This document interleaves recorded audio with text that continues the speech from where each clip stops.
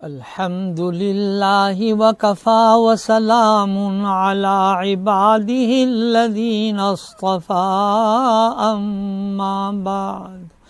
اما بعد فاعوذ باللہ من الشیطان الرجیم بسم اللہ الرحمن الرحیم وَلِلَّهِ عَلَى النَّاسِ حِجُّ الْبَيْتِ مَنِ اسْتَطَاعَ إِلَيْهِ سَبِيلًا وَمَنْ كَفَرَ فَإِنَّ اللَّهَ غَنِيٌّ عَنِ الْعَالَمِينَ۔ حضرات حجاج کرام، میں آپ کے سامنے حج کی فرضیت اور حجۃ الوداع کا بیان کر رہا ہوں۔ آج میں سبق نمبر 2 آپ کو سنانے لگا ہوں۔ یہ آیت جو میں نے تلاوت کی ہے، اس آیت کا ترجمہ سن لیجئے۔ حق جل شانہ 4 پارہ ہے، پہلا رکوع ہے۔ فرماتے ہیں اللہ کے لیے لوگوں کے ذمے بیت اللہ کا حج ہے جو وہاں پہنچنے کی طاقت رکھتا ہو، اور جو ناشکری اور کافروں جیسا عمل کرے تو بلا شبہ اللہ سارے جہانوں سے مستغنی ہے۔ یہ کتنی بڑی وعید ہے کہ جو آدمی استطاعت رکھنے کے باوجود بلا کسی شرعی عذر کے اگر وہ حج نہیں کرتا ہے تو کتنی سخت وعید ہے کہ وہ ناشکرا بھی ہے اور وہ کافروں جیسا عمل کر رہا ہے۔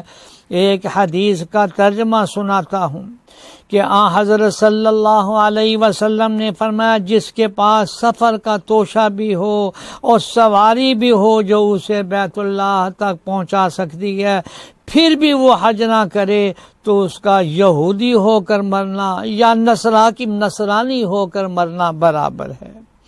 اسی طرح رسول اللہ صلی اللہ علیہ وسلم نے کس قدر شدید تنبیہ اور وعید فرمائی ہے۔ میری بہنوں اور میری بیٹیوں، حج فرض ہو جانے کے بعد حج کرنے میں دیر نہ کرنی چاہیے، ٹال مٹول بھی نہ کرنا چاہیے۔ بعض لوگ کہتے ہیں جی اولاد کی شادی ہو جائے، دنیا کے دھندوں سے نمٹنے کا انتظار کرتے رہتے ہیں۔ یہ بڑی خطرناک بات ہے۔ زندگی کا کوئی بھروسہ نہیں، موقع ملے یا نہ ملے۔ ارشاد نبی صلی اللہ علیہ وسلم ہے، جو حج کا ارادہ رکھتا ہے اسے چاہیے کہ جلدی کرے۔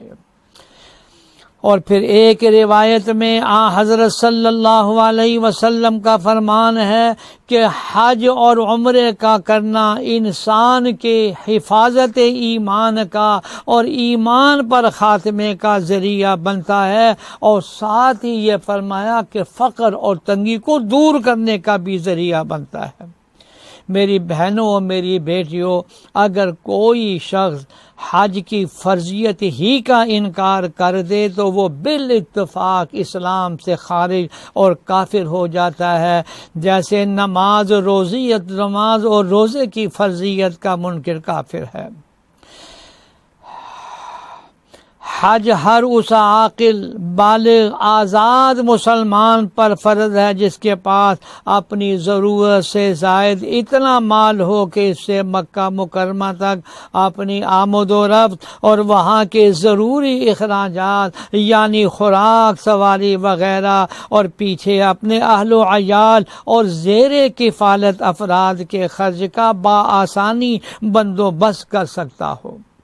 مال نقد ہو یا مال تجارت یا زمین و جائیداد کی صورت میں ہو جسے فروخت کر کے حج کیا جا سکتا ہو، ایسا شخص حج کیے بغیر اگر دنیا سے چلا گیا تو سخت گناہ گار ہوگا، اور اگر زندگی میں یہ خود حج نہیں کر سکتا تو مرتے وقت اپنی طرف سے حج کرانے کی وصیت کرنا اس پر واجب ہے۔